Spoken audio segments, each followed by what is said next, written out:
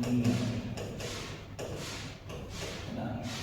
इससे पहले अपने को क्या समझना पड़ेगा, एकल संकर क्रॉस और द्विसंकर क्रॉस।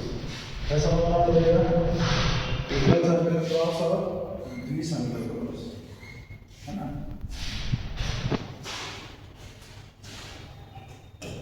एकल संकर क्रॉस और द्विसंकर क्रॉस, संकर क्रॉस। क्या होता है एकल संकर क्रॉस और द्विसंकर क्रॉस, है ना। क्रॉस का मतलब क्या होता है, संकरण करा। अब संकरण करा किसमें है ये डिपेंड करता है ना। तो हमने यहाँ पर देखा था कि मेंडल ने टोटल कितने मटर के पौधे के कितने वीरपियासी लक्षण बताए थे, 7, है ना। तो यहाँ पर जब क्या करें अपन, एक जोड़ी वीरपियासी लक्षणों के मध्य क्या कराया जाए, संकरण कराया। क्या कराया जाए, संकरण कराया जाए। तो उसको क्या कहेंगे, एकल संकर क्रॉस। क्या कहा जाएगा, एकल संकर क्रॉस। और वी का मतलब क्या हो गया सर, यहाँ पर कितनी हो जाएगी, 2 जोड़ी होगा। क्या होगा, 2 जोड़ी। क्या हो जाएगा, 2 जोड़ी वीरपियासी लक्षणों के मध्य क्या कराएंगे अपन, के मध्य क्या कराएंगे, संकरण, है ना। अब आपके सिलेबस में केवल ये 2 ही है, बुक्स वगैरह में दिया होगा संकर क्रॉस। तो बहुसंकर क्रॉस का मतलब क्या हो गया, यहाँ पर बहुत सारे मतलब 2 से अधिक वीरपियासी लक्षणों के बीच संकरण कराओगे, है ना। और यदि पूर्वज संकर दिया है तो पूर्वज संकर का मतलब क्या होता है, जो प्रथम पीढ़ी में जो संततियां प्राप्त हुई है उन प्रथम पीढ़ी की संततियों का किससे संकरण करा दोगे आप, जनक से, है ना। अभी अब दिमाग में नहीं आ रहा होगा संतति क्या है, जनक क्या है, तो अभी टेंशन मत लो, सब हो जाएगा। अब मेंडल के वंशागति के कितने नियम बताए थे मैंने, एक था सर आपका कौन सा, प्रभाविता का नियम। क्या था, प्रभाविता का नियम। दूसरा क्या था सर हमारा, दूसरा क्या था, पृथक्करण का नियम। क्या था, पृथक्करण का नियम। और तीसरा क्या था हमारा, तीसरा नियम कौन सा था, तीसरा नियम कौन सा था, हाँ तीसरा नियम कौन सा था, पुनर्संयोजन। कौन सा, पुनर्संयोजन का नियम, पुनर्संयोजन का नियम, या इसको बोलते थे स्वतंत्र अपोहन का, अपव्यूहन का नियम। क्या बोलते हैं, स्वतंत्र अपव्यूहन का नियम, है ना। तो यहाँ पर जो एकल संकर क्रॉस को फॉलो करता है कि कौन सा नियम करता है, प्रभाविता का नियम। कौन सा नियम, प्रभाविता का नियम, है ना। और जो द्विसंकर क्रॉस को फॉलो करता है वो कौन सा करता है, स्वतंत्र अपव्यूहन का नियम। कौन सा, स्वतंत्र अपव्यूहन का नियम, है ना।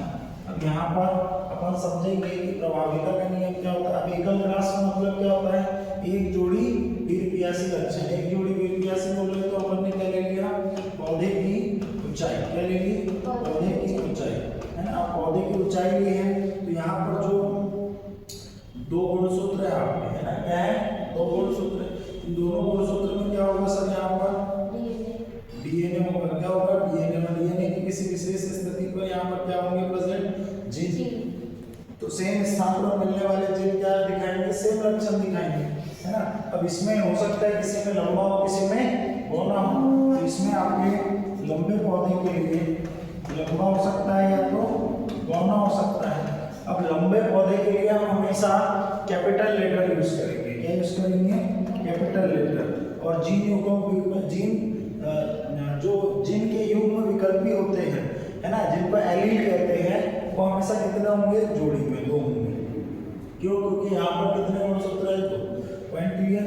बौने की यदि हम हम बात करें तो इसके लिए अपन किस में लेंगे हमेशा स्मॉल लेटर में। किस में लेंगे स्मॉल लेटर में।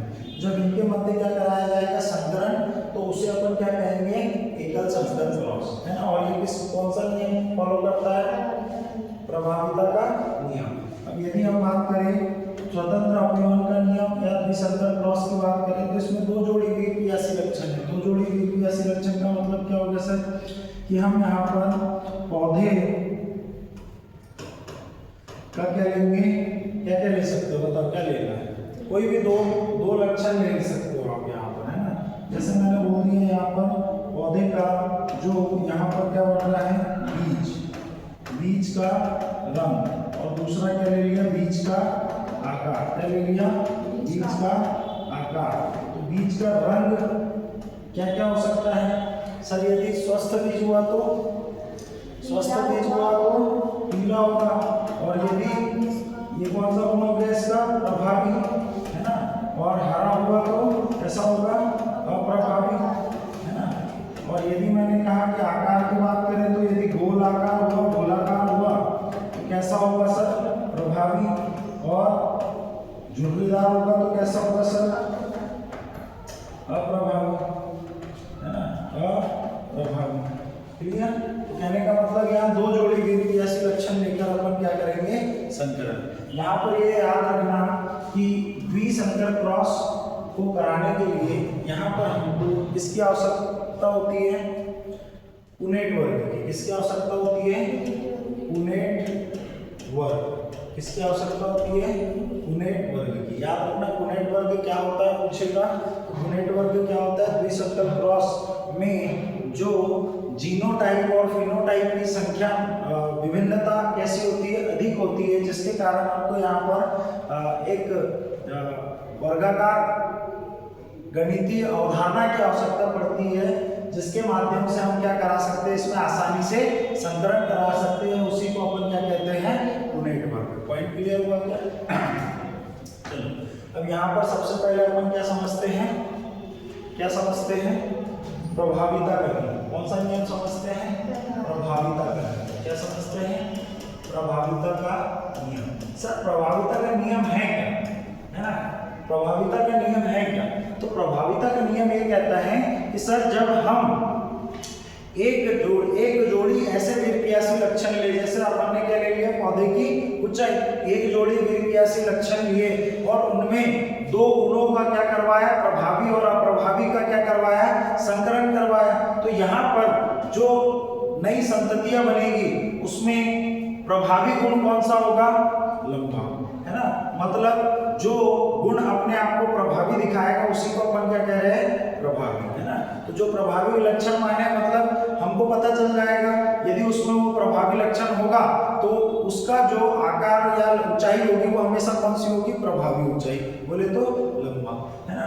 मतलब प्रभावी लक्षण अपना क्या प्रभावी प्रवृत्ति अपना क्या दिखाएगी लक्षण, प्रभावी प्रवृत्ति अपना क्या दिखाएगी लक्षण। प्रवृत्ति बोले तो लंबा और बौना, तो ये प्रवृत्ति अपने आप को दिखाएगी तो प्रभावी होगी, और प्रभावी हो गई इसीलिए उसको क्या कह रहे हैं प्रभाविता का नियम। अब यहाँ प्रभाविता के नियम में सबसे पहले अपन क्या लेंगे एक जोड़ी वीरपियासी लक्षण, और एक जोड़ी वीरपियासी लक्षण में अपन क्या ले रहे हैं सर एक जोड़ी में अपन ले रहे हैं क्या पौधे की ऊंचाई, और पौधा कैसा होगा सर या तो लंबा होगा, और लंबे के लिए यहाँ पर जीन क्या होंगे जीन जो एलील होंगे वो क्या होंगे जीनोटाइप क्या होंगे टीटी, और यदि बौना होगा तो बौने के लिए यहाँ पर क्या होगा सर टीटी। क्लियर, यहाँ तक कहानी समझ में आई। अब इसमें अपन क्या कराएंगे संकरण, क्या कराएंगे संकरण। तो संकरण कराने से पहले सबसे जरूरी होता है कि हम इस जो जीन है यहाँ पर इसको पहले किसमें डिवाइड करते हैं अपन युग्मकों में। किसमें डिवाइड करते हैं युग्मकों में डिवाइड किया तो यहाँ क्या बना टी, यहाँ क्या बना टी। इसको भी अपन ने किसमें डिवाइड किया युग्मक में टी और टी।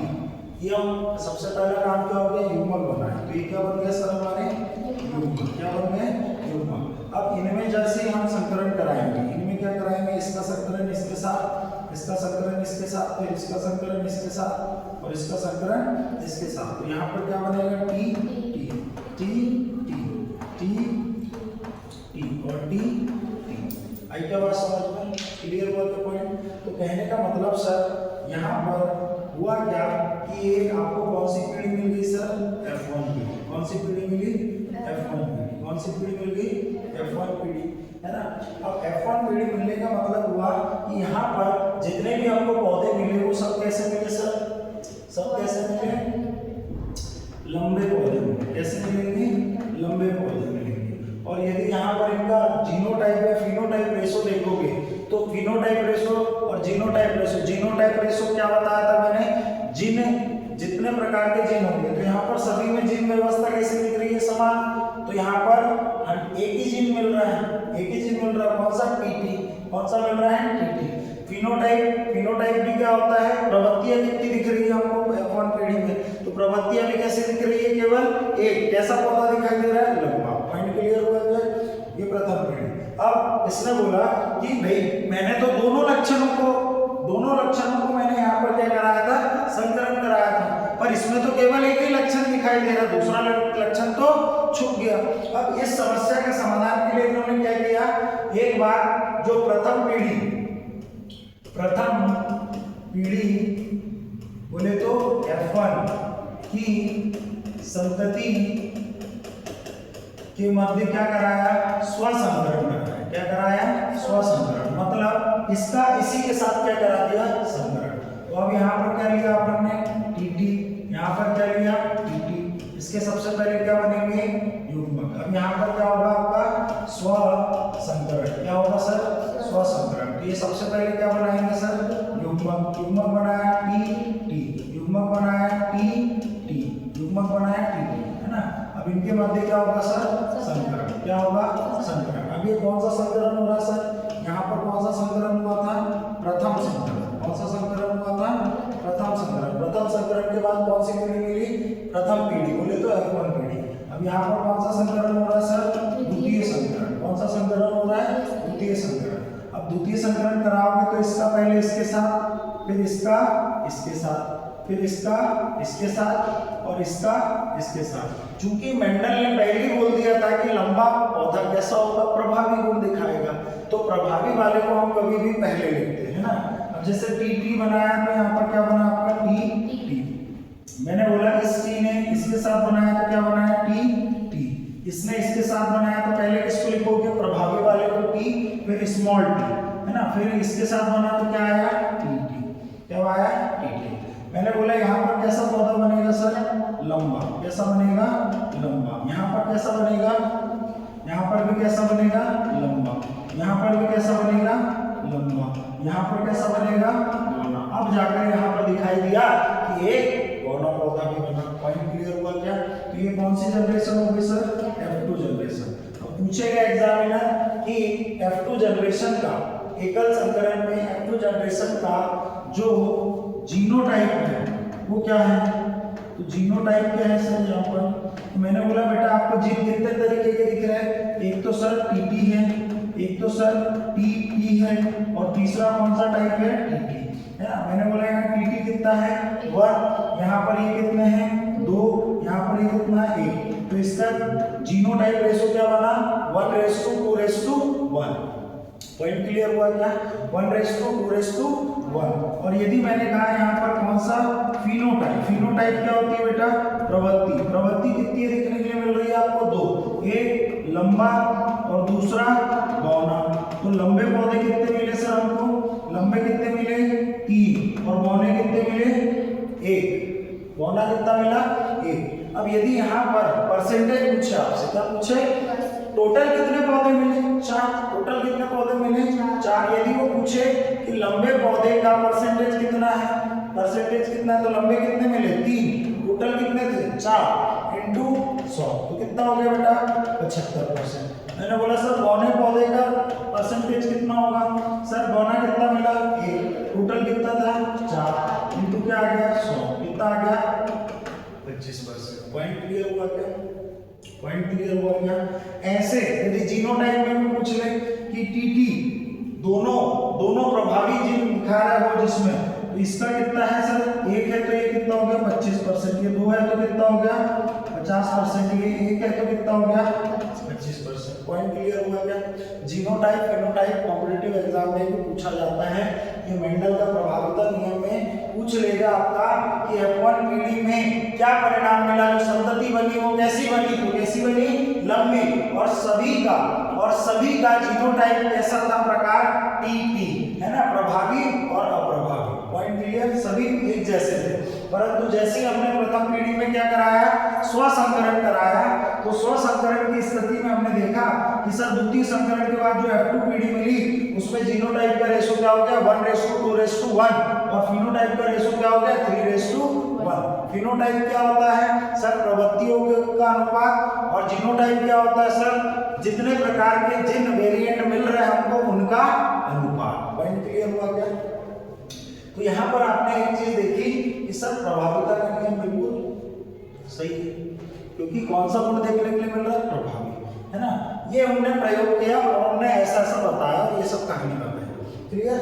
अब दूसरा नियम क्या है, दूसरा नियम क्या है, दूसरा नियम क्या है, पृथक्करण।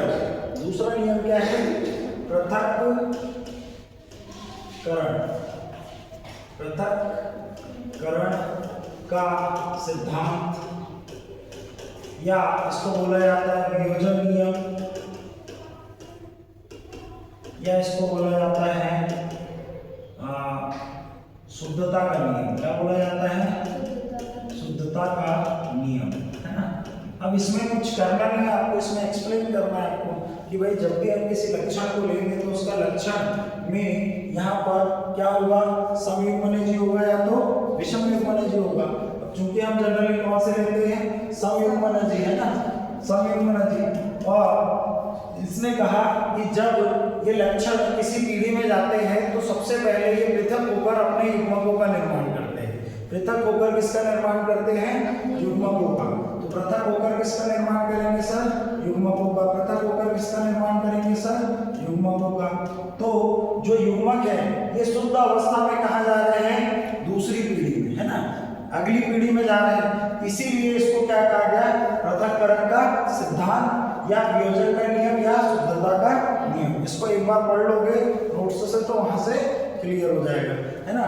अब एग्जाम में पूछा जाता है कि पृथक्करण का जो सिद्धांत है वो किस किस नियमों का पालन करता है, तो ये स्वतंत्र अपव्यवन और प्रभाविता दोनों नियमों का पालन करता है। अभी देखो हमने यहाँ पर प्रभाविता के नियम में भी सबसे पहले क्या बना है, युग्मक। अभी हम स्वतंत्र अपव्यवन